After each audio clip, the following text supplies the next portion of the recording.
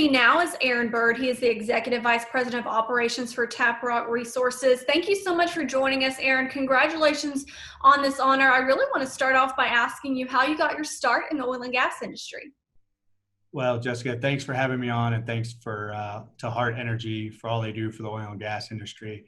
Actually, kind of interesting, when I went to college, like many other folks, I didn't know exactly what I wanted to major in, but in school I was good in math and science, so I figured engineering would be a good place to start. And my dad had a successful oil and gas career, and surprisingly, both my grandfathers were in the oil and gas, and one of my great-grandfathers, so I'm actually fourth generation. And when I started at school, I still wasn't sold on petroleum engineering, but I landed a summer internship in the field of Wascom, Texas, and I absolutely loved my time in the field and the challenges that the oil and gas industry presented, and never really looked back.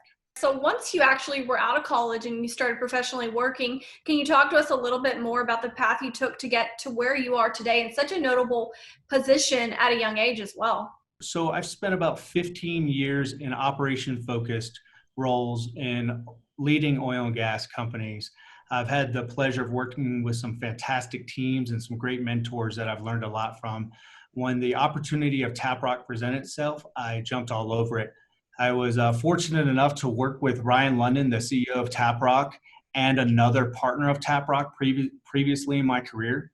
And I trust those two very much, and the decision to join was very easy. Since starting in early 2017, we built a great, well-rounded organization, and more specifically, our operations team can go toe-to-toe with any operator out there.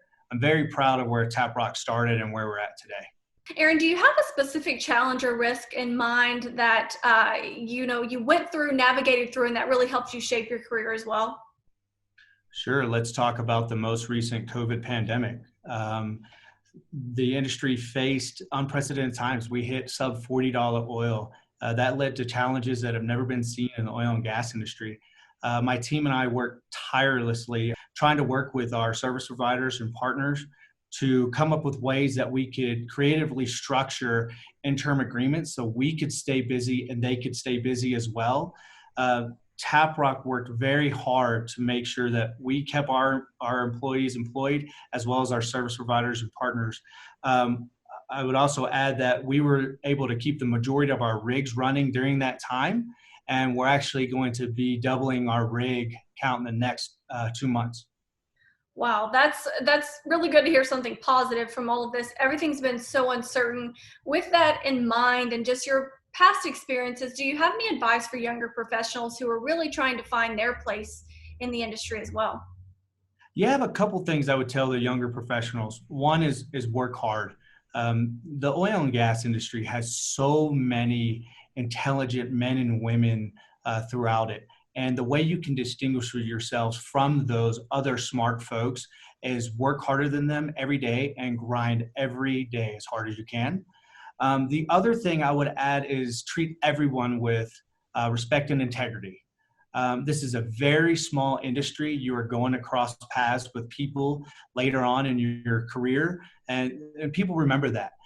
And more importantly, something that's helped me out tremendously in my career is treating service providers like partners, because that's exactly what they are.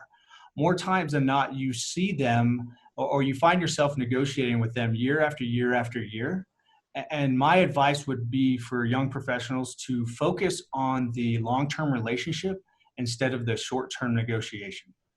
Very good advice there. We appreciate that, Aaron. And my final question for you could be a million-dollar question for many.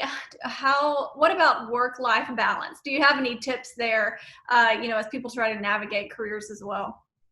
Surround yourself with great teams, regardless of whether that's at the house or at the office.